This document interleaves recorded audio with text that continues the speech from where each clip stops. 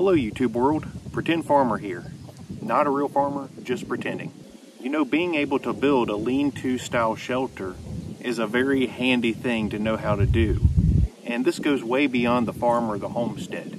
You know, even if you're just a homeowner that's looking for a little shack to put your firewood in for your fire pit, you might want to build one of these. And what I'm about to show you is something that the Pretend Farmer built in one Saturday afternoon. Literally, it didn't even take a whole Saturday to build. Very basic, very easy, not really any special tools, minimal cost. The cool thing about this is it's totally generic. So this would work for a chicken coop. You could put a roost bar and some nest boxes in it, easily house chickens in there. You could use it for a goat shelter, a pig shelter. You can use it to put firewood in if nothing else. It doesn't have to be for animals. Pretend Farmer is going to show you how I constructed this, what all materials I bought. I'm even going to tell you how much it costs, just because I want you to know what you're getting yourself into. Let's get into it.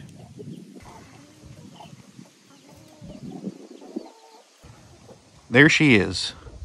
A nice rectangular structure, 8 feet long by 4 feet wide. And of course, the Pretend Farmer decided to put a tin roof on it, something that will pretty much last forever. There you have a nice view of the back. Construction was easy. I took 2x3s and made a rectangular base that was 4 foot wide by 8 foot long. If you look up top, you'll see that I framed the roof exactly the same way that I did the base. It's got the same corner braces, the exact same dimensions.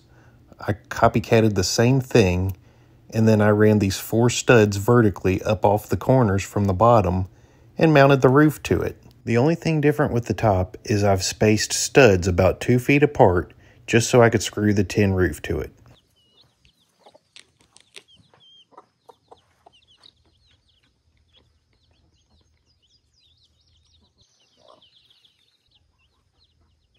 So in case you're wondering why there's a block of firewood under the back corner and it's not touching the ground, it's just because this is my temporary storage spot for it, and the ground's very unlevel. It's not going to stay like that. You know, believe it or not, even though these boards are kind of loosely fitted together with gaps of light in between them, this thing does shield some wind, believe me.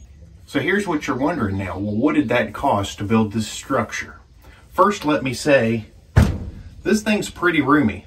I'm in here parked right in the middle of it right now. And as you can see, I've got several feet on each side of me. This is more than big enough to have 2 pigs, maybe 3.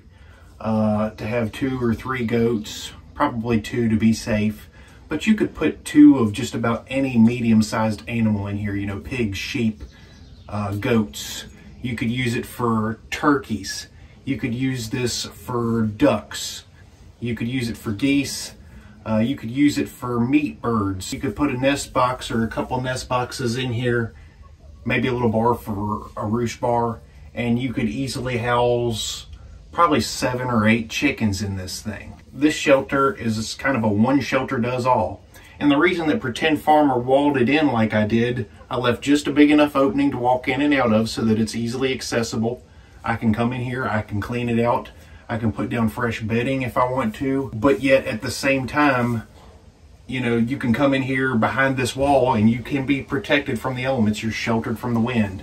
And that's really important in the wintertime if you're gonna have animals in here. So now you're probably thinking, well, Pretend Farmer, are you getting more animals? I'm going to keep that a surprise, but it makes you wonder, doesn't it? So anyway, here's the cost on this and the materials list. I'm going to tell you exactly what I used to build this and what you need to build it. For the framing of the structure, Pretend Farmer bought these 2x3s. They're a little bit cheaper than 2x4s, and they're more than sufficient. I bought about 13 of those. Then I bought 48 of these yellow pine pressure treated fence boards. They're 5/8 thick by 6 foot tall. And 48 of those is what it took to go around like I did. And then the only other materials that I used on this thing was for the roof. I bought 4 sheets of tin. They're about 2 foot wide a piece. And that's what really hurt. Those were about $20 a sheet. And, you know, you could absolutely go cheaper there if you wanted to. You could maybe, if you got some shingles laying around, use those. You could get that corrugated type material and use like a PVC roofing, it's not going to last very long, but you can do that for way cheaper than tin. While lumber and stuff has come way down, your other materials like your tin roofing and your shingles and stuff has went up. So, you know, the tin is really where most of the money got blown on this to give it a tin roof. But you put a tin roof on something, you pretty much never have to worry about the roof again. So that's what Pretend Farmer went with. So all that stuff together, this ended up being about a $240 shelter. This is a very easy project. You can do this. If you have any questions, just let me know. You know, the main thing is when you get your foundation, you want to make sure it's squared. And as long as it's squared, you measure from corner to corner diagonally, and you got the same measurements, you know it's not going to be leaning. Once you take off from there, everything just falls right together. It's like putting a puzzle together.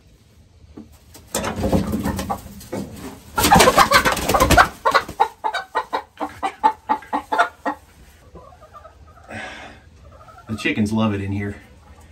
She was a little uncomfortable with me picking her up. But like I said, you could use this for a chicken coop. It easily houses chickens. I mean, you can see she's got plenty of space in here. You've all been to Tractor Supply, some other farm store. You've seen these little chintzy looking, made in China, prefabbed chicken coops that are like $300-400, and the things look like they're falling apart just being on display. You don't got to do that. You know, buy good materials that are going to stand up and last, and build your own coop or goat shed or pig shelter or whatever shelter. Use this design. This is about half the price of your cheapest chicken coop you're going to buy, and it can house way more chickens and it's going to hold up way better. Now, one thing I am going to do is once this wood gets seasoned a little bit, I am going to stain it, and I'm going to kind of take a torch and burn the wood a little bit too, just to give it kind of a rustic look. And I'll show you how I do that and how it turns out. But this is basically going to be my shelter for whatever animals we get next year on the Pretend Farm. Until next time, this is the Pretend Farmer signing out.